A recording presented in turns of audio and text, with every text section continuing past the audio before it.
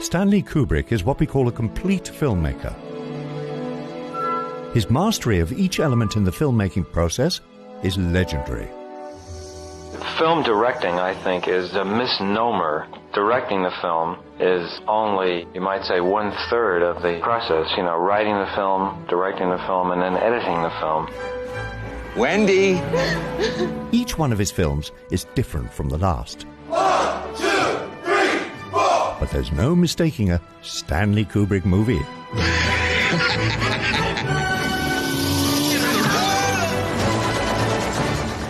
So, what makes Kubrick's films so timeless? I don't know. And how does his work remain an inspiration to filmmakers today? You will learn by the numbers. I will teach you.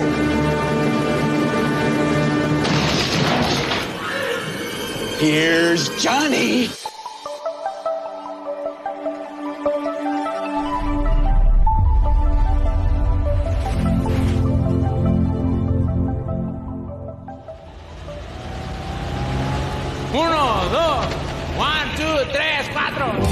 We're going to look at what makes Stanley Kubrick movies so iconic. Hi there! Well, His dynamic camera movement, his brash use of color, his enigmatic stories and messages. We'll cover these topics and more as we wrap our minds around the work of a true cinematic artist. If you want more videos like this, all you have to do is to hit subscribe, and don't forget the bell icon for notifications. First, let's talk about story.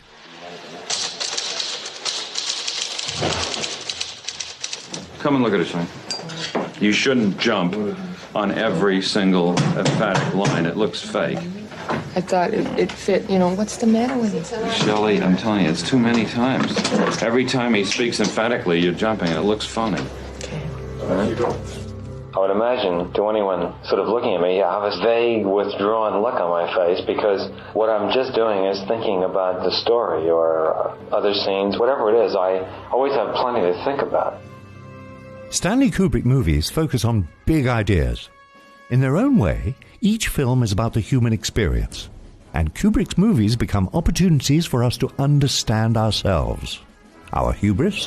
The planes are fully armed with nuclear weapons with an average load of 40 megatons each. Our jealousy.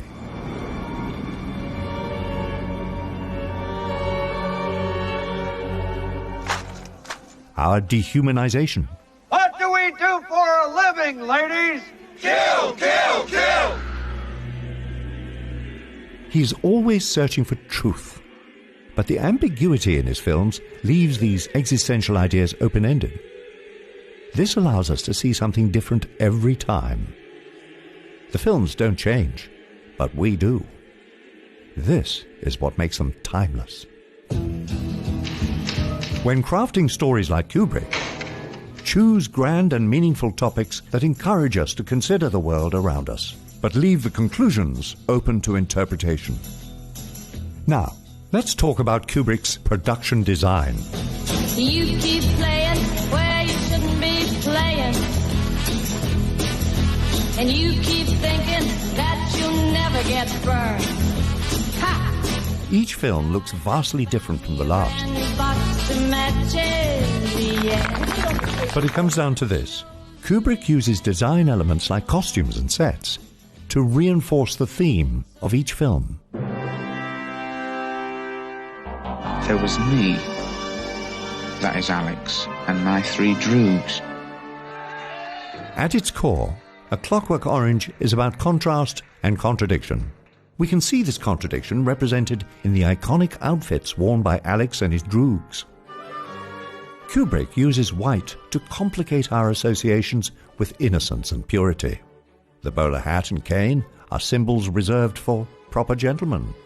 But these too are subverted.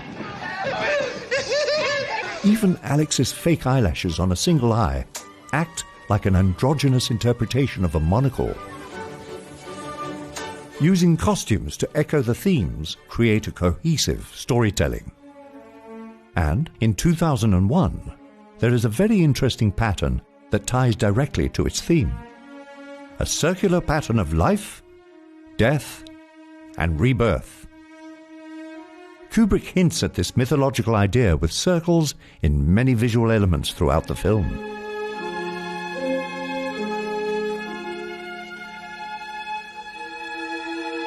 By using this circular motif, Kubrick creates multi-layered meaning. People do not react to abstractions. They only react to direct experience. And you can take an inanimate object like a star or a world or even a galaxy and somehow make it into a very poignant thing which almost seems alive. By making the theme visual, we can understand it on a deeper, subconscious level. If you want to use production design like Kubrick, build sets with visual patterns that echo the themes of your story, and use costumes that are rich in irony to suggest themes like duality. In Eyes Wide Shut, Kubrick went overboard with a motif of Christmas lights and Christmas trees. Any guesses on how many shots there are? Head over to our blog, where you can see a mood board with every single shot. Why don't you come in for a second? Next, color. His use of color is bold and arresting.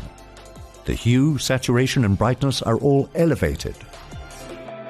The Stargate sequence in 2001 is an experience unto itself.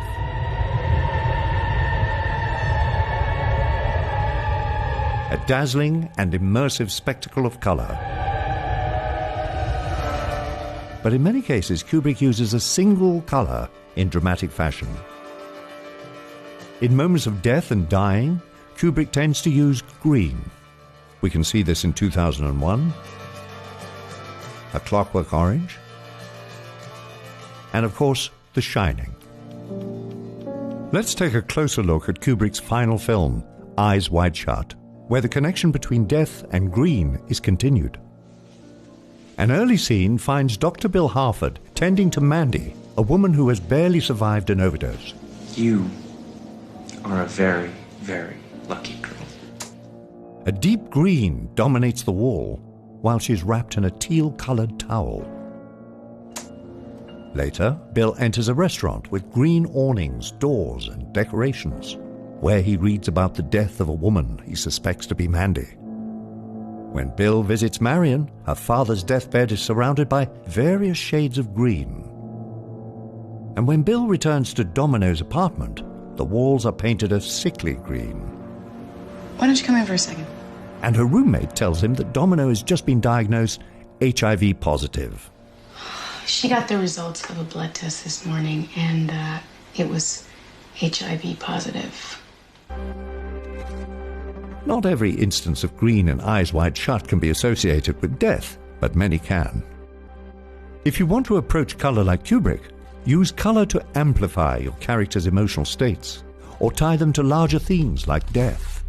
But above all else, be bold. For a more detailed analysis of color, check out our free ebook on color theory, where we break down the color palettes and their meanings from some of your favorite films. It might be better to just play it as a medium shot with the situation. Can you do it with your head down? Mm-hmm. Yeah. Well, that's not bad. Let's do that. Wendy, listen to me. Let me out of here and I'll forget the whole goddamn thing. It'll be just like nothing ever happened.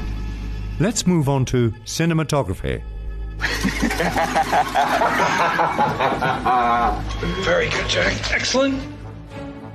There are many iconic elements to Kubrick's cinematography. His use of bright, practical lighting,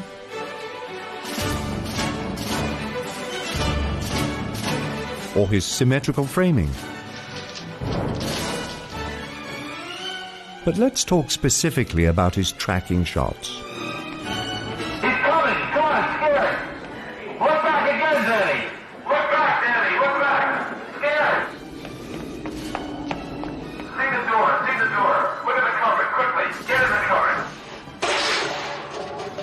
Good. I think the last three were quite good. Kubrick often leads or follows his characters with the camera. We watch and move with them in an almost voyeuristic manner, and we become part of the scene, something a static camera might not provide. In The Shining, when the Torrance family arrives at the Overlook, the camera follows them everywhere. It's almost as if something is watching them. We know there are dark forces at the Overlook, and Halloran warns Danny that he may be in danger. Is there something bad here? Well, you know, Doc, when something happens, it can leave a trace of itself behind. Kubrick's voyeuristic tracking shots go a step further for an entirely different and sinister purpose. The low angle and speed of the camera cannot be a human point of view. This unnatural perspective could represent something else entirely. Like the POV of the Overlook itself. You know, some places are like people. Some shine and some don't.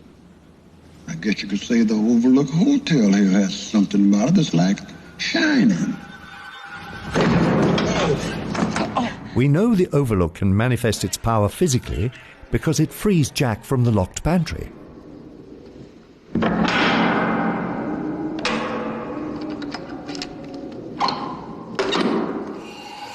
And in this scene, we can see this manifestation for ourselves.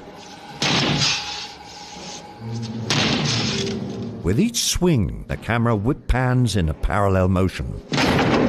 Wendy, I'm home. What began as passive voyeuristic observation has turned into active participation. The Overlook is throwing its own power into each swing. Here's Johnny! Kubrick uses his camera in a number of ways, and so can you. Danny! Danny boy! Consider using your camera to give the audience an active POV by leading or following your characters. Check the description for our checklist of cinematography techniques, where we provide dozens of helpful camera and lighting tips to hone your visuals. Next up, editing. Kubrick doesn't aggressively cut like many filmmakers. He allows his moments to take their time. He prefers wider and longer shots that capture the character as well as their environment. But there is one particular technique where he uses editing to show what a character is feeling or thinking. Let's call this internal montage. I knew such lovely pictures. In A Clockwork Orange, Alex's daydreams are random fragments of violence and destruction. In Eyes Wide Shut, Bill is haunted by images of his wife with another man. When Kubrick shows us what is in the character's heart and mind, our connection to them deepens. He typically does this for a single character, but let's look at a unique example from Full Metal Jacket, in which we get a collective thought from a group. It all starts when 8-Ball is hit by a sniper.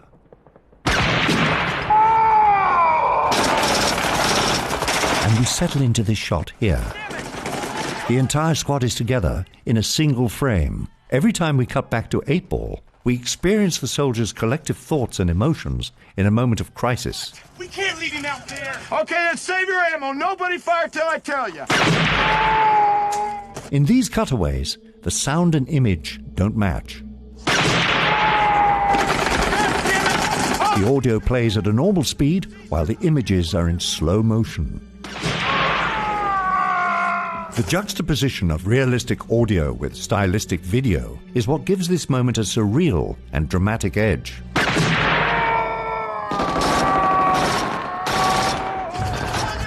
Like Kubrick, you can use editing techniques such as internal montage to explore the inner experience of your characters and provide a deeper connection with the audience.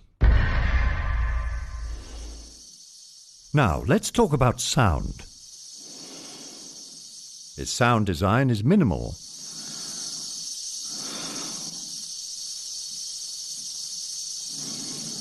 In 2001, Kubrick makes fascinating and unexpected choices. In the spacewalk scenes, there is no music to distract us from what's on screen. The only elements we hear are breathing and compressed air.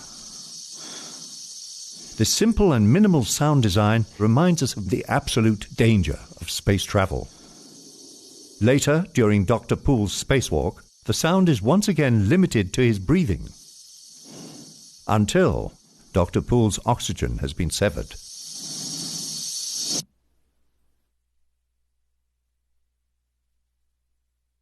The simplicity and coldness of this moment is communicated with a simple sound design choice: silence. If you want to approach sound design like Kubrick, strip the layers of sound away until you focus on what you absolutely need. Less is more, as they say. Moving on. John, please, up on the left. Now this is really a nicer sound for the sort of... Our last category, music.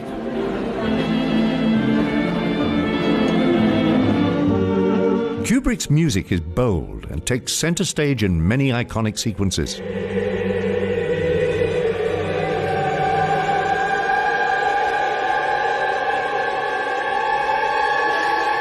Think of the ironic choice of Vera Lynn's "We'll Meet Again" at the end of Dr. Strangelove.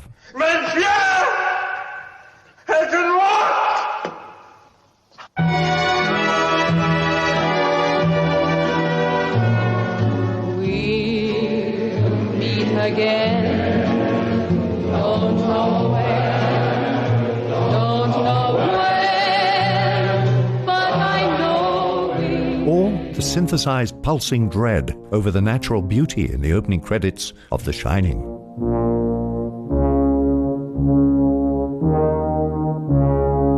In A Clockwork Orange, Alex adores Beethoven.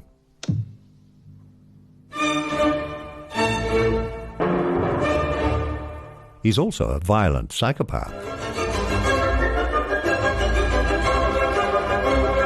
This clash of beautiful classical music with ultra-violence defines the core message of the film. Our world is simultaneously beautiful and horrible. The best example of this idea is found in this scene.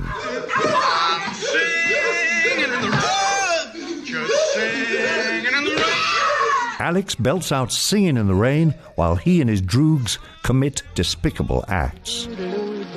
Our positive associations with Singing in the Rain become complicated. It can be difficult to hear the song now and not think of the violence and brutality of this scene. Singing in the rain, just singing in the rain, what a glorious feeling. We are connected to music on a primal and emotional level, and Kubrick exploits this connection. But for poor little Alex, karma comes back around. During his rehabilitation, he is forced to watch scenes of violence and rape, which he enjoys until his beloved Ludwig van is played alongside them. Stop it, please, I beg you! It's a sin!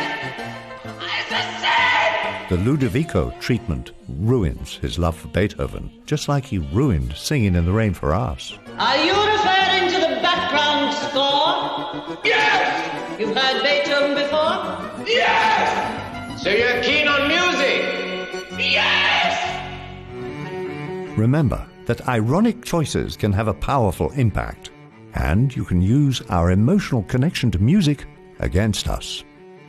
But before scoring your own films, head over to our article on creating unforgettable film moments with music. I started out by just, getting a camera and learning how to take pictures and learning how to print pictures. And if you can develop a kind of generalized approach to problem solving, it's surprising how it helps you in anything. So, how do we define Kubrickian? It is that rare moment when a filmmaker's worldview subject matter, and cinematic techniques all align to create a visceral and unforgettable experience. To learn more, check the description below for a link to our article on Stanley Kubrick and his directing style. Sir, yes, sir! Come back next time for another lesson in filmmaking from StudioBinder and Sergeant Hartman. You will not laugh. You will not cry. You will learn by the numbers. I will teach you. Now get up. Get on your feet. Let me see your war face. Sir! You got a war face? Ah! That's a war face. Now let me see your war face. Ah! Where in the hell are you from anyway, Private? Sir, Texas, sir! Holy dog shit. Texas, only steers and queers come from Texas, Private Cowboy. And you don't much look like a steer to me, so that kind of narrows it down. Do you suck dicks? Sir, no, sir! Are you a Peter Pupper? Sir, no, sir! I'll bet you're the kind of guy that would fuck a person in the ass and not even have the goddamn common courtesy to give him a reach around. I'll be watching you. You're so ugly you could be a modern art masterpiece. Make sure to subscribe to our channel below and don't forget the bell icon for notifications.